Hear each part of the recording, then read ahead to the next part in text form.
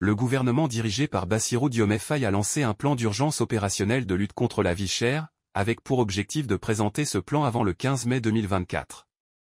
Ce plan inclura des mesures audacieuses visant à réduire les prix des denrées de consommation courante et des services essentiels.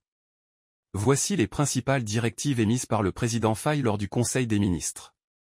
1. Élaboration du plan. Le Premier ministre et les ministres du Commerce et de l'Industrie, des Finances et du Budget, ainsi que de l'Agriculture, sont chargés de proposer ce plan avant la date limite. Ils doivent intégrer les associations de consommateurs, les industriels et les opérateurs économiques pour garantir des mesures efficaces et un consensus durable.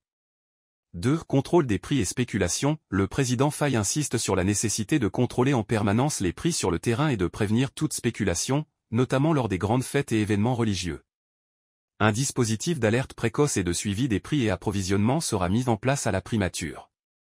3. Surveillance des denrées de première nécessité. Les prix du riz, du sucre, de l'huile, de la farine, du lait, du pain, et d'autres produits essentiels seront particulièrement surveillés et régulés pour garantir un accès abordable à ces produits pour les ménages.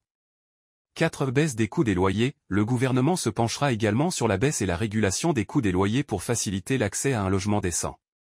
Un suivi permanent de l'évolution des coûts des loyers sera effectué à Dakar et dans les capitales départementales.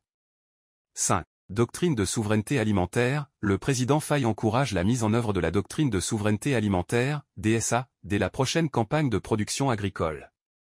Cette approche vise à valoriser et consommer les produits locaux, soutenant ainsi l'amélioration du pouvoir d'achat des populations.